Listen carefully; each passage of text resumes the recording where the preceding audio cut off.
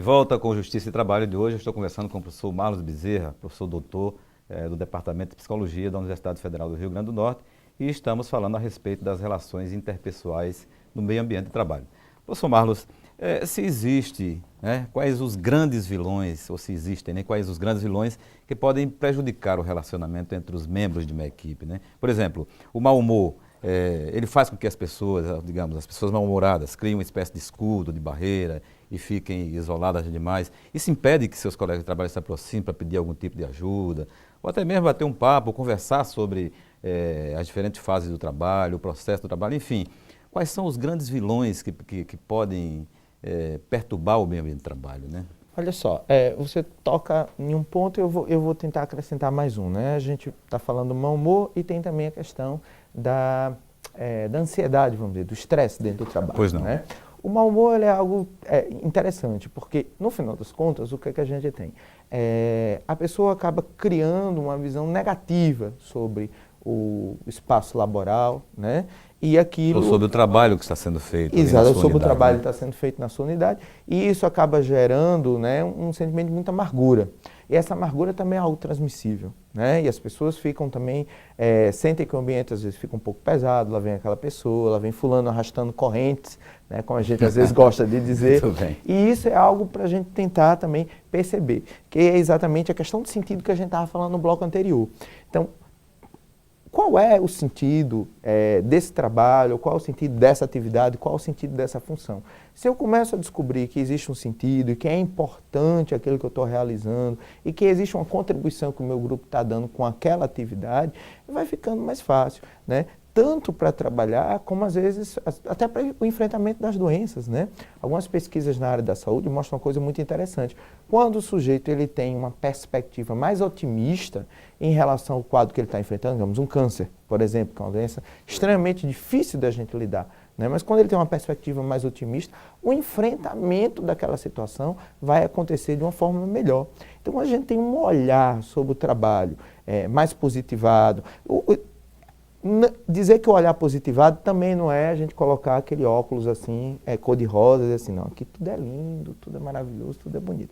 Não é isso. É a gente reconhecer que tem os problemas, reconhecer que tem as dificuldades, reconhecer, por exemplo, que a gente vive uma situação onde a gente tem cada vez menos pessoas para realizar mais coisas em todos os lugares, né? E quando a gente reconhece isso, mas reconhece também que nós damos a nossa contribuição, vai ficando mais fácil. Então é a questão do mau humor. E outra questão da ansiedade, do estresse, é exatamente isso.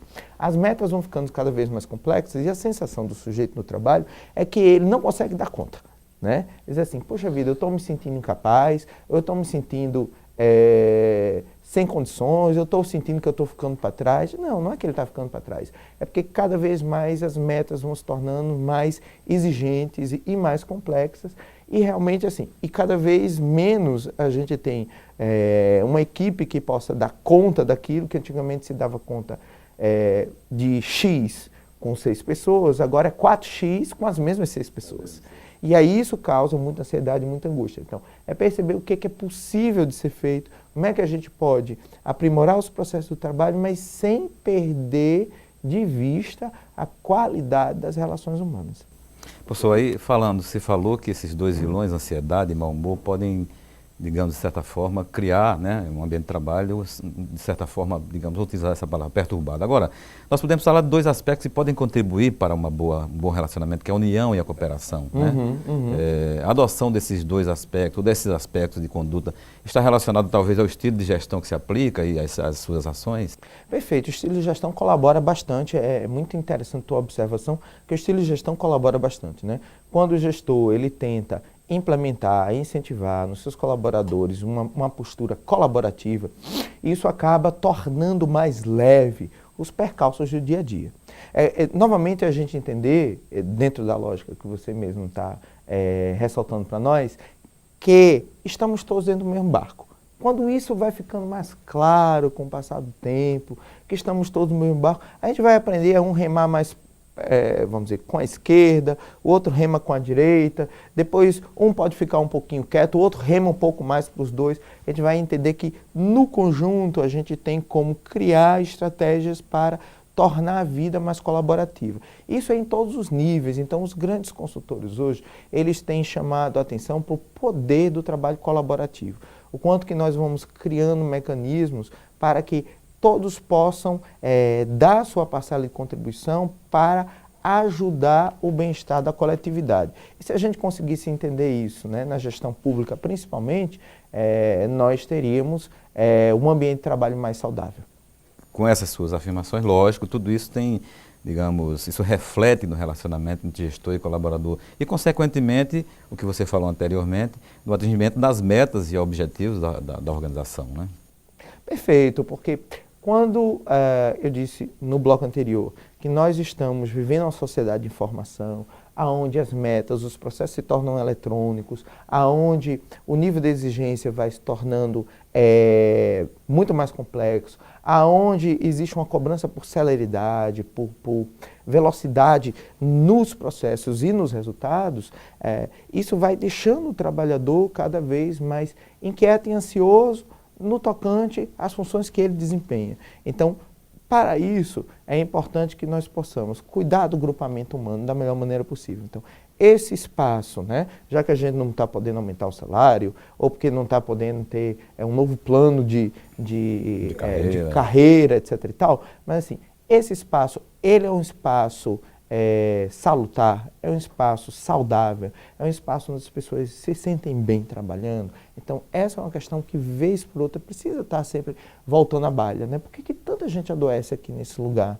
Né? O que a gente pode fazer para tornar esse espaço mais humano, ou tornar esse espaço mais saudável para os trabalhadores desta organização? Então, essa é uma questão que precisa ser correntemente buscada e perseguida. Por exemplo, dentro de um espaço como as instituições universitárias federais, a gente tem uma situação que é muito complexa, que é o aumento de doenças por questões psíquicas, né, psicológicas, emocionais. E a gente vê, às vezes, trabalhadores aumentando o quadro de adição a álcool, né, a substâncias químicas, exatamente porque não conseguem encontrar dentro do espaço de trabalho outras formas de escoar as suas tensões. E aí isso se torna nocivo.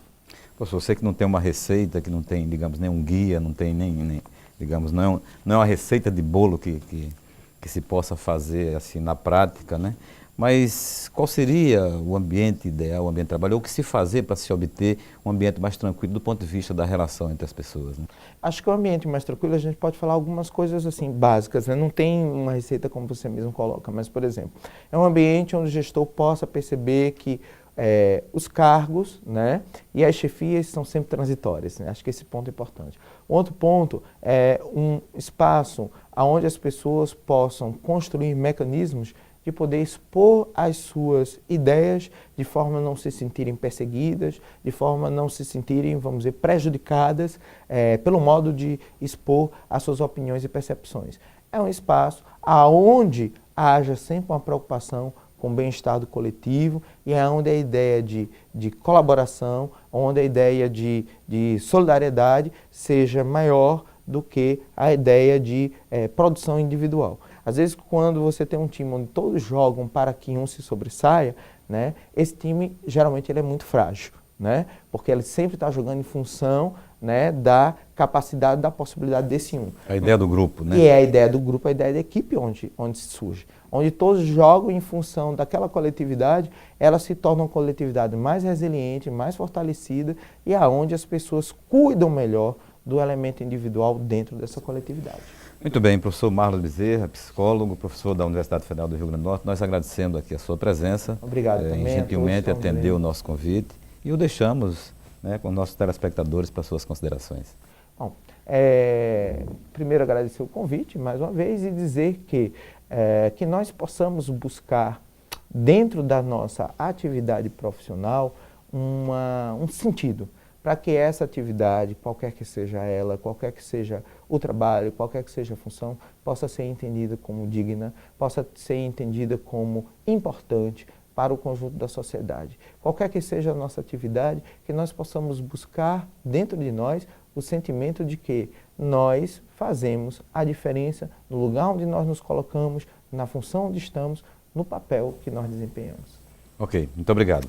Bem, nós conversamos hoje com o professor Marlos Bezerra, que é professor do Departamento de Psicologia da Universidade Federal do Rio Grande do Norte, sobre as relações interpessoais no ambiente de trabalho. Contatos com a nossa produção podem ser obtidos pelo telefone 84 4006 3081 ou pelo e-mail ccs@trt21.jus.br. Um abraço a todos e até o nosso próximo encontro. Até lá. Eu iniciei minha trajetória artística muito cedo. Eu estudo música desde os 8 anos de idade e desde os 10 anos que eu desenvolvo uma carreira na música. E de início, pelo fato dos meus pais gostarem muito de música, era somente uma brincadeira quando eu era criança, mas que com o passar do tempo foi assumindo um caráter mais sério. E hoje em dia a música é a minha vida, a vida do artista no Brasil principalmente é muito, muito dura, é uma vida um pouco dura e você tem que ter várias preocupações extra-palco. Quando você está ali em cima do palco é apenas um momento, às vezes é a finalização de toda uma etapa de trabalho. É uma vida dura, mas que eu não trocaria por nenhuma outra, eu não me imagino fazendo outra coisa que não seja música. E eu sou muito feliz assim. O meu trabalho é voltado para música instrumental, mas eu também musico poemas de poetas amigos e, enfim, busco parcerias e busco navegar pelas diversas linguagens que a música pode nos oferecer. Eu costumo pensar e comentar com as pessoas mais próximas que, enquanto eu estou no palco, eu me sinto imortal. É como se nada pudesse lhe atingir naquele momento que você está trocando aquela energia, que você está mandando uma boa energia para as pessoas que estão lhe vendo. Meu nome é Diogo Guanabara, nascido em Natal, sou bandolinista, violonista e compositor.